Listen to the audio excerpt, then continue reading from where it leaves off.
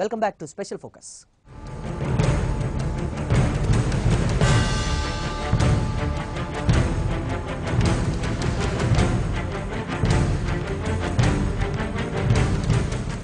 అనుకోని గిరాకీ వ్యాపారులకు వరం. సమ్మె ప్రకటన రాగానే రేట్లు పెంచేస్తారు వ్యాపారులు. రేపు బంద్ అంటే ఇవాళే రేట్లు పెంచేస్తారు వ్యాపారులు. అసలు ప్రాబ్లం ఒకటైతే కృత్రిమ కొరత వినియోగదారులకు మరో శాపం.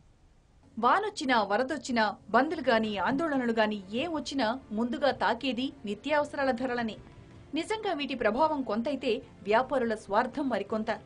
ఉల్లి, కూరగాయల వంటి వాటికి డిమాండ్ పెరిగేసరికి కృత్రిమ కొరత సృష్టించి రేట్లు పెంచేయడం వ్యాపారులకు షరా మామూలే. ప్రస్తుతం 13 జిల్లాల్లో ఆందోళనల వల్ల రవాణా స్తంభించిపోయింది. దీని ప్రభావం హైదరాబాద్ అంతటా ఒకేలా ఉండాలి. కానీ నగరంలోని ఒక్కో మార్కెట్లో ఒక్కో రేట్ అమ్ముతున్నారు. ప్రభుత్వం జోక్యం చేసుకుని రైతు బజార్లలో కొన్ని సరుకులు అమ్మిస్తున్నా వాటి దగ్గర పెద్ద క్యూలు దర్శనమిస్తున్నాయి. ఇక రైతు బజార్ల బోర్డుల్లోని ధరలకు అమ్మే రేటుకు పొంతన ఉండటం లేదు. వ్యాపారుల అక్రమ నిల్వలను అడ్డుకునే చట్టాలు, సిబ్బంది ఉన్నా పనితీరు నామమాత్రమే. ఫలితంగా సామాన్యుడు మౌనంగా ఈ రేట్లను భరించాల్సి వస్తోంది. ఎన్నాళ్ళో తెలియని అయోమయంలో కాలం వెళ్లదీస్తున్నాడు బడుగుజీవి. సీమాంధ్రలో బందులు, నిరసనల ప్రభావం సామాన్య ప్రజలపై తీవ్రంగా పడుతోంది. అర్ధరాత్రి నుంచి ప్రభుత్వ ఉద్యోగులు నిరవధిక సమ్మెకు దిగడంతో సామాన్యులకు ఎటూ పాలుపోని పరిస్థితి. సీమాంధ్రలో జరుగుతున్న సకల జనుల సమ్మె ప్రభావం ఎలా ఉందో మా ప్రతినిధి వరప్రసాద్ అందిస్తారు. సమైక్యాంధ్ర కోసం సీమాంధ్రలో 13వ రోజు కూడా ఆందోళనలు ఉధృతంగా జరుగుతున్నాయి. ఇవాళ సకల జనులు కూడా రోడ్లపైకి వచ్చి నిరసన కార్యక్రమాలు, బంద్లు నిర్వహిస్తున్నారు. అయితే ఈ బంద్లు, నిరసనల ప్రభావం మాత్రం సామాన్య మానవులపై తీవ్రంగా పడుతున్నాయి. ముఖ్యంగా ఇవాళ అర్ధరాత్రి నుంచి ఎన్జీఓలు, ప్రభుత్వ ఉద్యోగులు కూడా రోడ్లపైకి రానున్న నేపథ్యంలో రేపటి నుంచి కూడా నిత్యావసరాలు, ఇతర వస్తువులు కూడా దొరకవన్న ఒక భయాందోళన కూడా సామాన్య మానవుల్లో వ్యక్తం అవుతుంది. ప్రస్తుతం మనం ఇక్కడ రాజమండ్రి గణేష్ చౌక్ వద్ద ఈ రైతు బజార్ దగ్గర ఉన్నాం. ఇక్కడ చూడొచ్చు మనం, సాధారణంగా ఆదివారం రోజుల్లో మాత్రమే ఇంత రద్దీ కనిపిస్తుంది. అయితే ఇవాళ సోమవారం అయినప్పటికీ కూడా ఉదయం నుంచి కూడా రైతు బజార్ మొత్తం కిక్కిరిసిపోతుంది.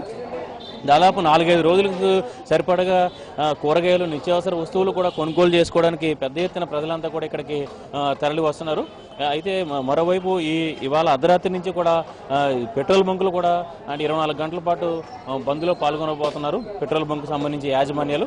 దీని నేపథ్యంలో పెట్రోల్ బంకుల వద్ద కూడా ఇదే తరహాలో రద్దీ కనిపిస్తుంది. మరోవైపు ఈ బంద్లు, నిరసన ప్రభావం ప్రస్తుతం ఈ శుభముహూర్తాలు ఉన్న సీజన్, పెళ్లిళ్ళ సీజన్.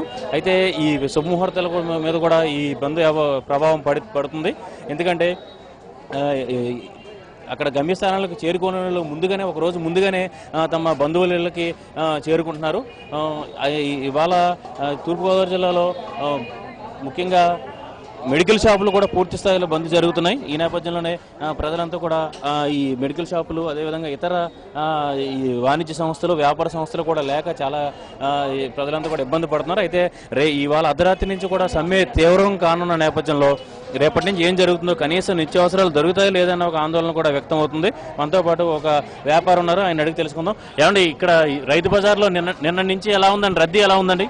నిన్న నుంచి జనం ఫ్లోటింగ్ ఎక్కువగా ఉందండి. బాగాను, అంటే సరుకులు దొరకవని స్ట్రైక్ని ఉద్దేశించి జనాలు ఎక్కువగా వస్తున్నారండి.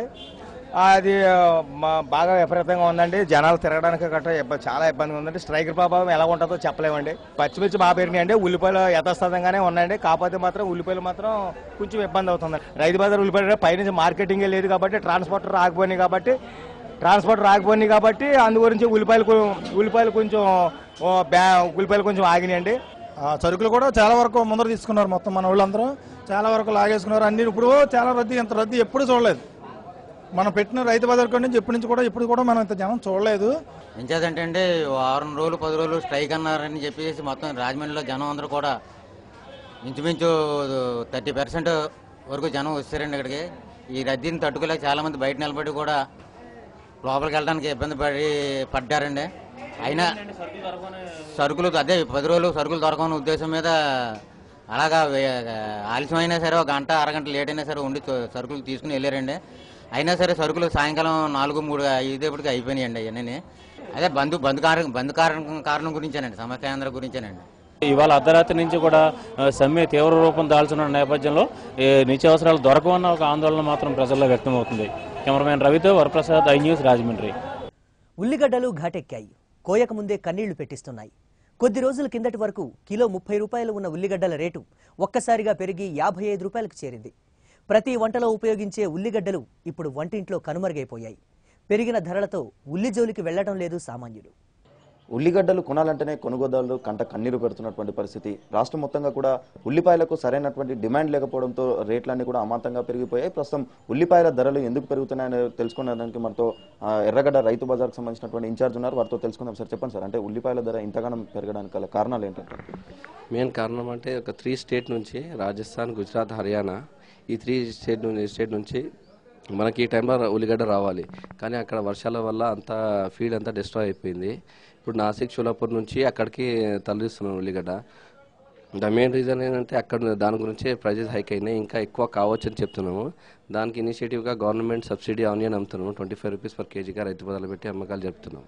అంటే గతంలో 3 నుంచి 4 రూపాయల మధ్య, 5 రూపాయల మధ్య ఉల్లిపాయ ధర ఉండే. కానీ ఇప్పుడు ఆ కొనాలంటేనే ఇటు హోటల్ వ్యాపారస్తులు కావచ్చు, డైలీ యూస్ కోసం వాడుకునే వాళ్ళు కావచ్చు, కొనాలంటేనే భయం గురవుతున్నారు. ఇంత ధర కొనాలంటే వాళ్ళంతా ముందుకు రావడం లేదు. అంటే ఇదంతా తగ్గి ఎప్పటివరకు తగ్గే అవకాశం ఉంటుంది? చెప్పలేమండి, ఇంకా పెరిగే అవకాశాలు ఉన్నాయని చెప్తున్నారు. కానీ గవర్నమెంట్ ఒక ఇనిషియేటివ్ తీసుకొని 25 రూపీస్కి అమ్ముతున్నాం. దానికన్నా కొంచెం ప్రైస్ స్టెబిలైజ్ అవుతుంది, ఇంకా ఎక్కువ అవుతుందని మేము ఆశిస్తున్నాం రేట్స్.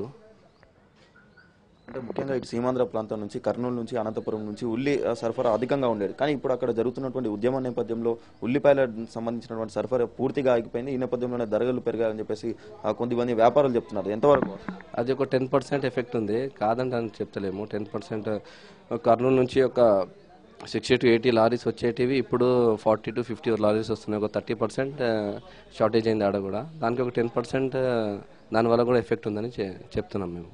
అంటే ఇంకా ఎన్ని రోజుల పాటు ఇదే ధర కొనసాగుతుంది? ఇంకా కంటిన్యూ అవుతుందని చెప్తున్నారు. మేబీ టచ్ టు 100 రూపీస్ కూడా ఇంటిమేషన్ వస్తుంది మాకు. కానీ we will take necessary initiatives and we are selling 25 rupees per KG subsidy, government subsidy price 25 rupees KG అమ్ముతున్నాము మేము. ఇది మొత్తానికి ఇటు ఉల్లికి సంబంధించినటువంటి సరైనటువంటి సరఫరాకు తగ్గ డిమాండ్ తగ్గ సరఫరా లేకపోవడంతో కట్ చేసి ఇది మొత్తానికి డిమాండ్కి తగ్గ సరఫరా లేకపోవడంతో ఉల్లి ధరలు అమాంతంగా పెరిగిపోతున్నాయని చెప్పేసి దీనికి సంబంధించి రైతు బజార్ ఇన్ఛార్జ్ చెప్తున్నారు. ఇదే రేటు దాదాపు ఇంకొక 15 నుంచి 20 రోజుల పాటు కూడా కొనసాగే అవకాశం ఉంటుందని చెప్పేసి కూడా ఇన్ఛార్జ్ చెప్తున్నారు. కెమెరామెన్ అజయ్తో రంజిత్, న్యూస్, హైదరాబాద్. నిత్యావసరాల ధరలు చూసి పచ్చనోటు పకపకా నవ్వుతోంది. 100 నోటుతో మార్కెట్కు వెళ్లొద్దంటూ మొరపెట్టుకుంటోంది. మినిమం 5 పచ్చనోట్లుంటేనే మార్కెట్కు వెళ్లే ధైర్యం చేయమని సామాన్యుణ్ణి హెచ్చరిస్తోంది. వెటకారంగా ఉన్న ఇది అక్షర సత్యం. నిన్న మొన్నటి వరకు కాస్త పర్వాలేదనిపించిన ధరలు వరదలు, ఆందోళనలతో ఆకాశాన్నంటాయి. వాటికి తోడు కొందరు వ్యాపారులు చేస్తున్న మాయాజాలంతో సామాన్యుడి కళ్ళు బైర్లు గమ్ముతున్నాయి. ఏం తినేట్టు లేదంటూ పాడుకొని నిట్టూర్చడం సామాన్యుడి వంతైంది.